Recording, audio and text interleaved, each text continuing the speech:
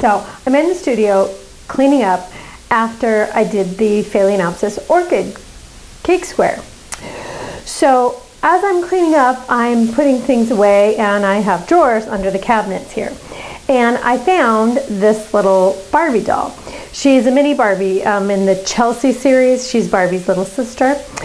Anyway, I remembered that my husband came up with the cutest idea, had kind of issued me a challenge to see if I could actually pipe a flower on this doll, specifically a rose.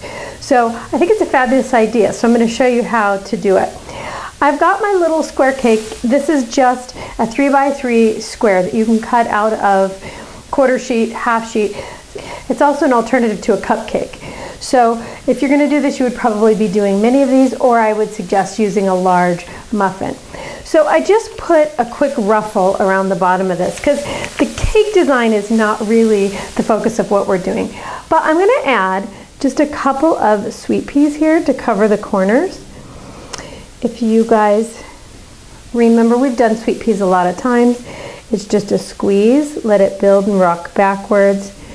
Squeeze, angle to both sides.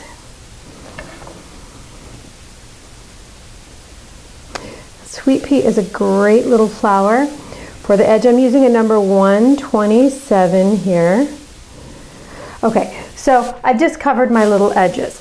The other thing I'm going to do is I'm going to put a white, like a hibiscus at the bottom. And if you have not seen that video, there is a how to pipe a hibiscus video. It's a 5-petal flower, and it's basically just ruffles. So check out that video if you haven't seen it. The reason I'm doing that is I kind of want her to look like she's coming up out of a flower. And also I'm going to need something for her to go down in, a way for her to stand up. So I'm just doing a quick hibiscus. I'm doing double layer here so that she has something to be coming up out of, and also some support. So I've got my white bag that's been full. It was full for my Phalaenopsis flower. So I'm actually going to backstripe, which means there's already been icing in here. I'm going to go ahead and put my pink stripe in there anyway. I call it backstriping. I don't think it's an official term, but it does work. So I'm going to do that and go ahead and refill my bag with my white icing. Now, because I'm really only going to do this once for you, I want to squeeze out my bag off to the side here so I get some color coming out. So basically, we're going to do this just like she was a skewer. I want to start on the back so that my seams are on the back and about at her knees. And I'm going to come around and turn her. So this is basically the first row of petals on my rose.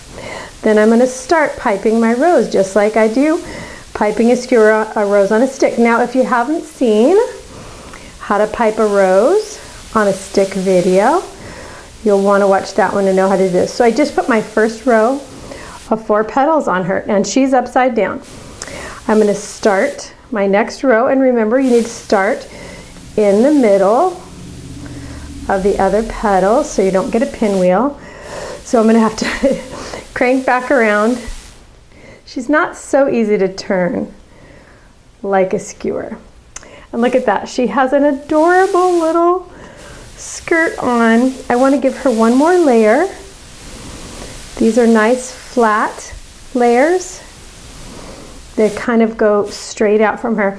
Now you're going to need some pretty stiff icing to do this. I am using my pastry pie this time. If it's soft, it won't stand out like this. So there you go. Isn't that adorable? Now, for her little chest, I'm just going to do 2 petals. So watch my wrist. I'm going to have to come up and come in like this and just do 1 and 2. And I'm not going to give her anything else on her little back because we don't really need to. If you wanted to, you could give her a couple of little petals. Let's do that just for fun. Up her back like that. So I have her hair taped up so that we don't get icing in it, Let's pull the tape out of her little hair. Try not to stick our fingers in her skirt, which I did. And then come on down in and just place her down in your flower. Make sure she'll stand up straight. So she's pretty secure in here, but if you can't get her stuck down far enough, and you don't want to put her down too far, you could just put a little straw up behind her hair and you won't see it much at all. But that was a lot of fun, and my husband was right. It was a cute little idea and it worked out great. Let me know what you guys try with Mini Barbie. Don't forget to share your pictures with me on Facebook at The Art of Frosting, where amazing decorators from all around the world are sharing their work with all of us. You can find me at www.theartoffrosting.blogspot.com as well. Thanks for watching, guys. We'll see y'all again soon.